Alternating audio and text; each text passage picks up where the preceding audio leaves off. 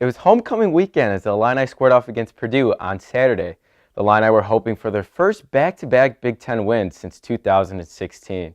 The Illini got on the board first as this 52-yard pass play from A.J. Bush to Reggie Corbin. That play set up a 5-yard touchdown run by Bush. But that's the only points the Illini scored for the rest of the game.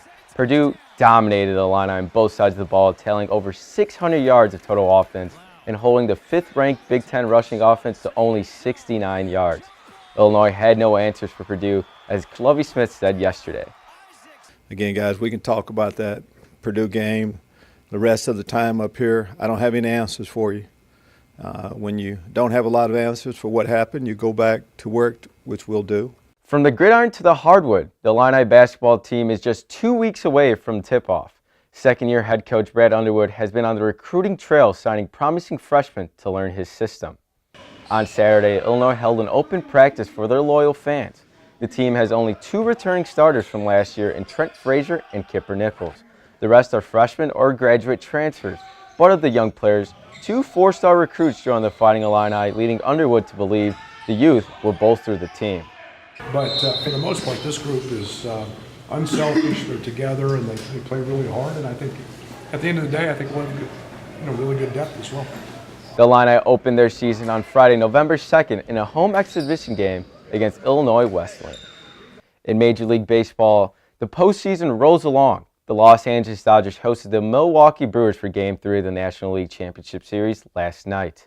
The Brewers jumped on young righty Walker Buehler early as Ryan Braun rips a double towards the left field corner as Christian Yelich hustles all the way from first, giving them a 1-0 lead. The bats didn't cool down as Orlando Arcia extended their lead with a 2-run opposite field bomb to give the Brewers a 4-0 lead. But Brewers starter Jhoulys Chacin stole the show as he struck out 6 over 5 in a third scoreless inning. But in the 9th, the Dodgers weren't dead yet as they had the bases loaded with 2 outs. But closer Jeremy Jeffrey struck out Brian Dozier to strand the bases loaded and secure the win to take a 2-1 series lead. The Brewers will continue their pursuit for their first World Series berth since 1982 this evening. Well, that's it for your sports news. Now here's Nora Rogers with this week's entertainment report. Nora? And I'm Roger Blanco. Welcome to this edition of UI7 Newsbreak.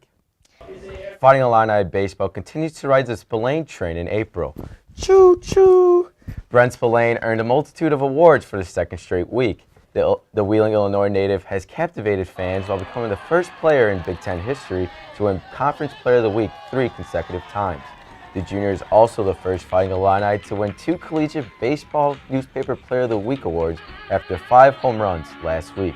Spillane in 17-7 Illinois will start a 3-game road series tomorrow at Maryland. Roger, would you swipe right for Cardi B herself? Of course. I'm trying to find her right now. Hopefully I can score a date. So definitely. Where would you take her? Probably some mini golf. I like mini golfing. Oh, mini golf. Maybe she'll like that. Cute stroll down Green Street. That'd be awesome. Well, for more of our stories, please follow us on Facebook or subscribe to our YouTube page. That's all for this edition of UI7 Newsbreak. Thank you for watching, and stay warm out there, Illini.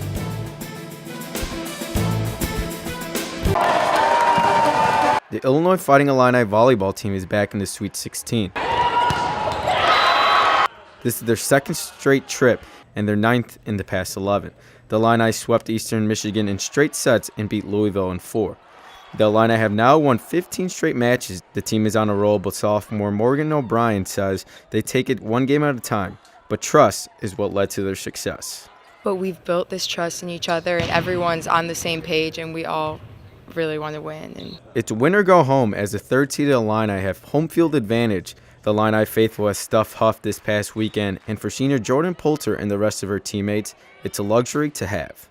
Happy to be here, and hopefully people come out and support us at 11 a.m. on Friday, so we're looking forward to it. With the early start, it may cause people to miss the game due to work or class. Head coach Chris Thomas sent out a tweet saying he's working on Friday excuses. All jokes aside, if you're able to pull some strings, come support the Illini. So if you have the ability to take the day off work or pull your kid out of school, school's very important, by the way, but if you have that ability, it's once, it could be not once in a lifetime, but it's only going to come around once a year at best. There is one UI professor, Joe Petrie, who is allowing his Econ 203 class to be excused if they present their tickets to their teaching assistant. Regardless, the Illini have to go through Marquette, which head coach Chris Thomas said the Big Ten has prepared them for what's ahead. We'll approach them just as we approach every team. I always tell people the luxury that we have is we see players like this in the Big Ten all the time, and so we'll be ready for them. For UI 7 News, I'm Roger Blanco. The men's gymnastics team has been practicing in the Kenny Annex for over 110 years.